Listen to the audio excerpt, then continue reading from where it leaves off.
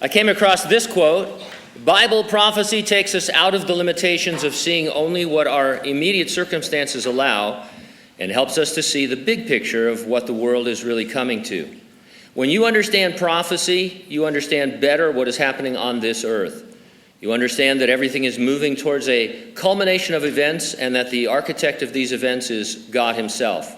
God has seen fit to take us into his confidence concerning his plan for the future. He has revealed his purpose and program in detail. That's why we reserve a few minutes each Sunday to discuss current trends that you'd expect from reading Bible prophecy. We're futurists. We interpret all unfulfilled prophetic passages, there's about 500 of them, as future events that are going to occur in a literal, physical, apocalyptic, global context. We look at stuff like biometrics, artificial intelligence, cashless commerce, the manipulation of human DNA, global government, and the exponential growth of human knowledge, and the rebirth of national Israel. These are all end times phenomena the Bible has a lot to say about, and all of them are increasingly trending in the news. I came across a 2018 op-ed piece by a humanist. In it, he ridicules Christians like us who he says should read a few centuries beyond Revelation 13. His off-the-cuff analysis of Revelation 13 isn't wrong. He writes, "One day, some authority figure is going to come along and make us all wear some kind of mark or implant on the right hand or forehead as a precondition to participating in worldly affairs. But if you get the mark, watch out, you won't be able to enter God's kingdom." And so he's being sarcastic, of course. He doesn't believe that, but it's a pretty accurate summary of what Revelation says. Regarding advancements in technology, he writes, "In the natural progression of technology, first came national ID cards, then RFID implants, and now we're about to enter the era, presumably, of neural lace.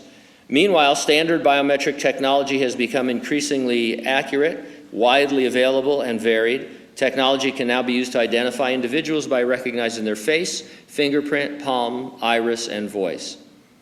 Now, the writer definitely understands the similarity of the Bible's mark of the beast to this advancing technology. His only argument is that to take the Bible as a literal future prophecy is, as he says, religious hysteria influenced by madcap prophecies from the first century. And so it's amazing. As a Christian, you read it and think he's talking about exactly what's happening, but instead of putting it together, he says, but these are just madcap prophecies and fringe individuals. All we do is recognize that the things that the Bible predicted over 2,000 years ago seem to be happening today. Breitbart.com posted an article titled, "France Announces Digital Identity App Just Days After Macron Re-Election." Here's some excerpts from that article. It says that the French have been forced to grow accustomed to using digital apps to access a wide range of services during the coronavirus crisis with the introduction of the Pass Sanitaire, meaning health vaccine passport. The French government had previously admitted that the use of a vaccine passport was in fact a disguised form of a vaccine mandate intended to make it difficult for non-vaccinated people to function in society and therefore bend the people to the government's will.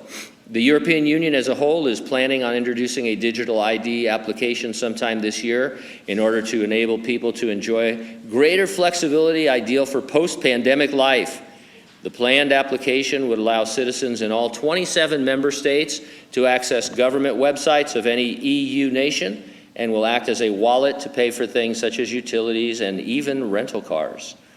Now, it would be easy and more convenient to do all these things using biometrics, some kind of a palm or a vein scan or one of the many things that are available to us. And speaking of the Antichrist, which we weren't, this is getting a tiny bit sensational. I'm just going to throw this out there. I think we've talked about this a long time ago, but the French President Macron, he just ran and won re-election. He's a globalist, wants a one world government. His real full name is Emmanuel John Michael Frederick Macron. Don't you wish you were important? I'm going to add a few middle names. His names mean the following. And I'm just going to give you the meaning of his names. You might think of the Antichrist, you might not. Emmanuel, God with us. John, gift from God. Michael, who is like God. Frederick, peaceful ruler. Macron, a written or printed mark. I find it hysterical that, and that's all true, by the way. I mean, I don't know. I'm sure his name adds up to 666 somehow, because so does yours. But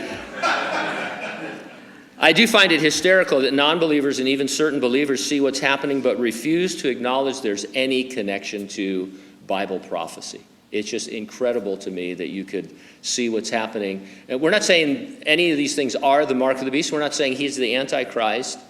But these are not allegories that we're reading about. These are genuine events that are going to take place in the end times. We believe, of course, the resurrection and rapture of the church are imminent. Could happen any moment. Nothing needs to happen before Jesus returns for his church. Are you ready for the rapture? If not, get ready, stay ready, keep looking up, because, ready or not, Jesus is coming.